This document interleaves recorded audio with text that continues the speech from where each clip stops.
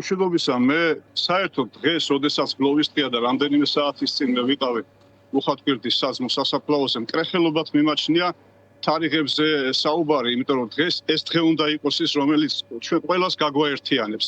ისევე როგორც ნორმალურ ქვეყანაში არსებობს დაპირისპირებული პოლიტიკური ძალები, შეიძლება სამყაროს სასიცოცხლოდ, მაგრამ არის თარიღები, არის დღეები, რომელიც ქვეყანას აერთიანებს.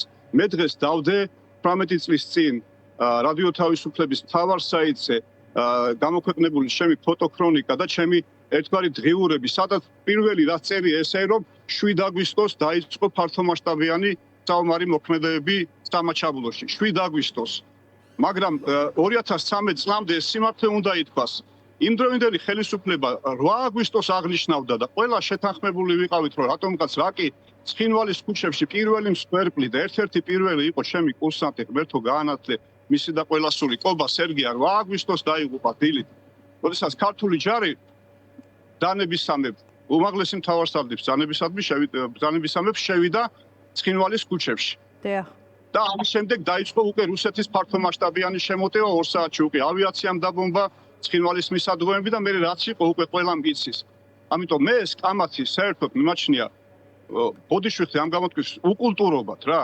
უკულტურობად. თავარ ის კი არ არის ვინ დაიწყო ომი და დაეწყო თუ არა საქართველოს ხელისუფლებას. ყველა ხელისუფლებას აქვს უფლება გადაჭრას იარაღის ძალით ტერიტორიული კონფლიქტი თუ სხვა რამ მექანიზმი არ არის და არავის არ აქვს უფლება ეხლა მე ვიღაცას ურჩიო ესე არ გააკეთო, ისე არ გააკეთო, მაგრამ თავარი არის ერთი და მინდა ეს ყველამ გააცნობიეროს.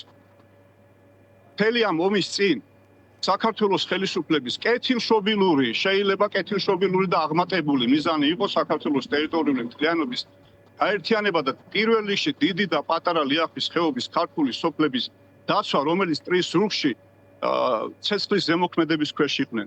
მაგრამ ჩვენ უნდა ვილაპარაკოთ მის დასრულებაზე, როგორ დასრულდა ის და რატო დასრულდა იმ შედეგით, როდესაც შენ დაისავი კი არა ის ხალხი, არამედ მიატოვე ისინი და მე მიატოვე კოდორის ხეობას და მიატოვე ახალგორიც. და თუ მაინც რაღაცეებზე ვლაპარაკოთ, ყველაფერი მასში კონტექსტში განვიხილოთ. მაგრამ კიდევ ერთხელ გეუბნებით, დღეს ამაზე საუბარი მოპატიოს ღმერთთან კრეხელობად მიმაჩნია.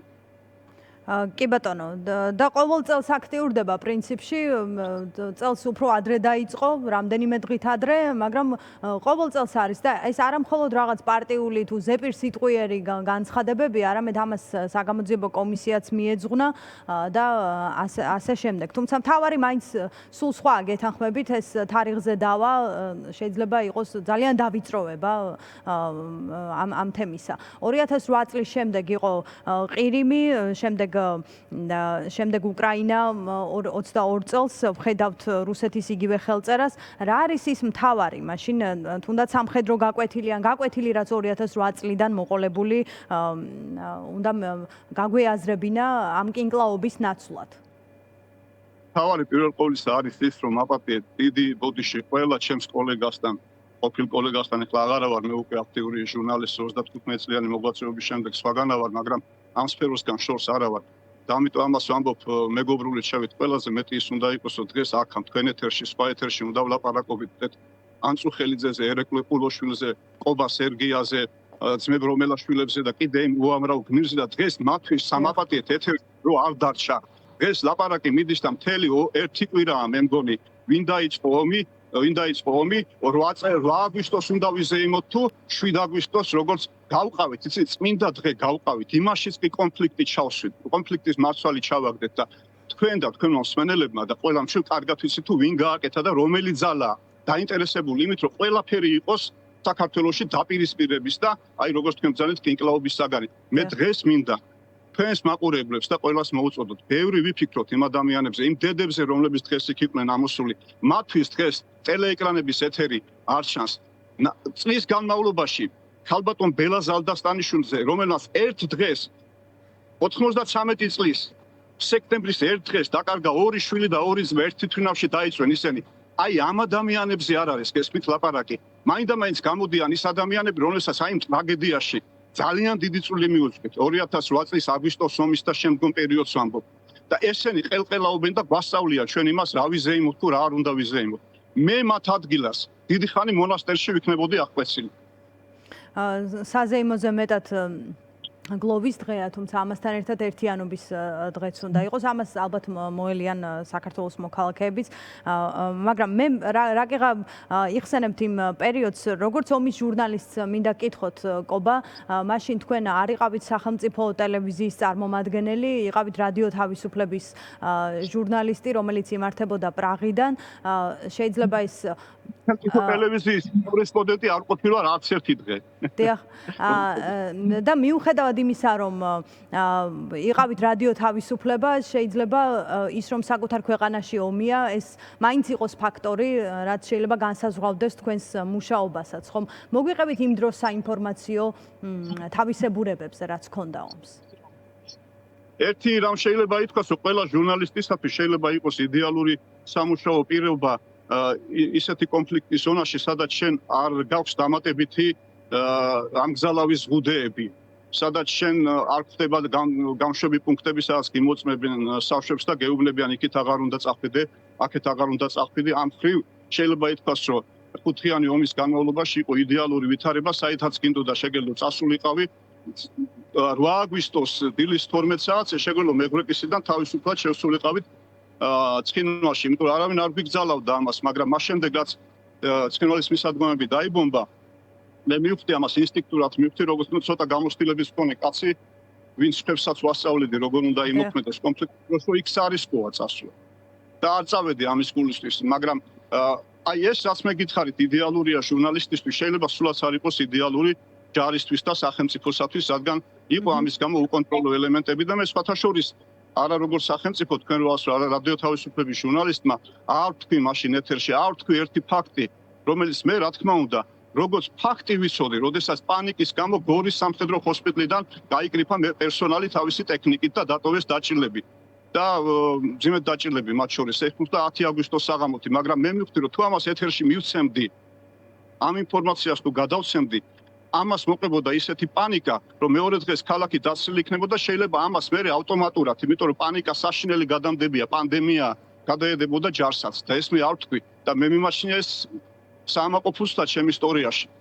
მაგრამ ეს იცის ყველა, ეს იცის ბატონმა ბათუ ქუთელიამ, ეს იცის მაშინდელი პრეზიდენტის მამ, მაშინ ბიძამ მაპატიეთ და სხვებმაც იციან, ეს არ არის პოლიშინელის საიდუმლოა რეალურად, მაგრამ აი ასეთი რამეები ხდება. ზოგჯერ შენ, როდესაც შენ ქვეყანაში ომია, თვითცენზურის იმით მოქმედებ. მე ერთხელ გვატემალაში ან რუანდაში ყოფილიყავი, რა თქმა უნდა, ყველაფერს გადავიღებდი და ვიტყოდი, მაგრამ ომის ჟურნალისტიკას ალბათ ესეც ახასიათებს, რომ ერთის მხრივ შეიძლება ადამიანის და საზოგადოების უფლება ჰქონდეს ინფორმაცია და იცოდეს რა ხდება, მაგრამ მეორეს მხრივ აი ამ პანიკის პრევენცია მოახდინო. ანუ ზღვარზე გავლა გიწევს. სინამდვილეში, მაგრამ როდესაც შენ ქვეყანაშია და შენ იმ ქვეყნის მოქალაქე ხარ, შენ ავტომატურად ხდები, რომ რაღაცა შეიძლება ამ წუთში შეინახო, გადადო და მე ისახო აი ამის სარაფრის. აი ეს არის თორე მუშაობის მდგომარეობა სახიფათოც იყო, რა თქმა უნდა, შემიძლია გავიხსენოთ 9 აგვისტოს გორში სატანკო ნაწილთან შესასვლელში რომ დაიბომბა პირველი დაბომბვის დროს რამდენიმე მიცვალებული იყო გურამ როგავა, მე პატაშამუგი აჭარის ტელევიზიიდან შევედით და მოასწარი სარდაფში ჩასვლა და მე ხელახლა დაიბომბა და უკვე ამას ზენის სურათი იყო. შეგიძლიათ ნახოთ ის მე დავდე დღეს ის ფოტოკრონიკა, რაც რადიო თავისუფლების არქივს შემორჩა და არქივი მადლობა გმირთ ცოცხალია ინახავს და ცოცხალი რადიო თავისუფლებას და ღმერთმა დიდხანს აცოცხლოს. არის იყო ესეთი მომენტები, რა თქმა უნდა და კიდე ერთ რამეს ვიტყვი. ეს არის შეიძლება ჩვენ პროფესიასთან დაკავშირებული ყველაზე მძიმე მომენტი, როდესაც შენი პიროვნული რეიტინგი, პოპულარობა, სახელი მატულობს მას შემდეგ, რაც შენ ომში წახვალ და ეს შემთხვევაში ასე იყო. ამის გამო მივიღე რადიო თავისუფლების სერტიფიკატი, მივიღე ღია შტატი პრაღაში 17 წელი დავყავი, მაგრამ აი გულწრფელად გეუბნებით, დამიჯერეთ, მძიმედ აწვევ ეს ჩემ გულს, რადგან იქ დაიღუპნენ უბრალოდ ადამიანები და ჯარისკაცები კი არა, ჯარისკაცები, რომელსაც მე სხვათა შორის აკადემიაში პიარს ვასწავლედი სამხედროების და სამოქალაქოების ურთიერთობას. და მათ შორის იყო კაპიტანი სერგია და სხვები, ჩემი კარგი კურსანტები დაიჭრნენ, ბევრმა მძიმე ჭრილობა მიიღო და ამიტომ აი ესეთი ვარ, ამბივალენტურია, გაორებულია ჩემი მდგომარეობა. მან მომიტანა როგორც ჟურნალისტ, რა თქმა უნდა, გარკვეული სახელის, მაგრამ ამავე დროს ეს მძიმე ფასად მოხდა. ეს ძალიან მძიმე ფასად. ეს არის კადრითი ისტორია, რომელიც 18 წლის შემდეგ გახსოვთ? ყველაზე მეტად ეს დაგამახსოვდა. სხვა არა ვერ ვივიწყოთ. თქვენ არ მაძლევთ ამის საშუალებას. ტელემაყურებლები არ მაძლევენ, მათ უნდათ გაიგონ და მათ აქვთ უფლება რომ გაიგონოს. კი ბატონო. მე არ გაძლევ საშუალებას, მე მთავარი მიზეზი რის გამოც ასე ვთქვათ თქვენი ჩართვა ვისურვე არის სწორედ ის რომ თქვენ ამ ყველაფრის მომსწრე ხართ, გამშუქებელი და ადგილზე ხედავდით ყველაფერს და ალბათ მართლაც რაც აღვნიშნე ალბათ საკმაოდ რთულია რომ ერთის მხრივ ჟურნალისტის მიერ მიწოდებულ ინფორმაციას ასევე ერთის მხრივ შეუძლია კონსოლიდაცია საზოგადოებაში, მეორეს მხრივ პანიკის დათესვა და ამ ზღვარზე გავლა ომში არის საკმაოდ რთული. რთულია, მაგრამ იცი აქ ერთი რაღაცა ირთვება ავტომატურად შენი პასუხისგებლობის მომენტი. იმ დროს რაღაცებს იმის თვითშენ შენი მაპატიეთ ეს გამოთქვა დედლაინი გაქვს, ანუ რაღაცა უნდა მოასწრო, გააგზავნო სურათები, გააგზავნო ხმები.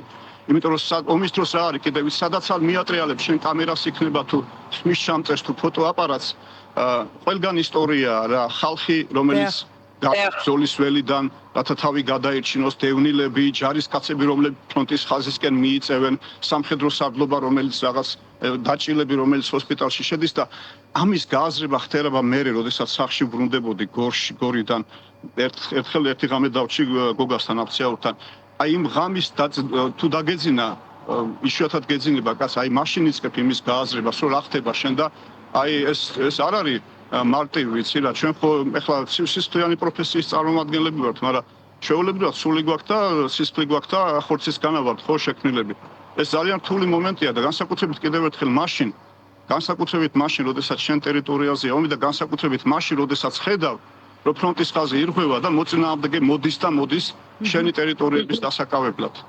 ეს ძალიან რთულია. ეს ყველასთვის რთული მომენტია და მე დავერწმუნეთ, რომ ყველა ვინც გაიარა ეს ჯოჯოხეთი იგივეს გეტყვით ახლა რასაც მე გეუბნებით. კი ბატონო. მადლობა კობა. კობა ლიკლიკაძეს ვუსმენდით პირდაპირ ეთერში სამხედრო ჟურნალისტს. დღის ამბები ამით დასრულებულია. თქვენ 5 საათზე გელოდებათ საინფორმაციო გამოშვება გუგა არჩვაძესთან ერთად 6-ზე ისევ დავბრუნდებით ეთერში დროებით.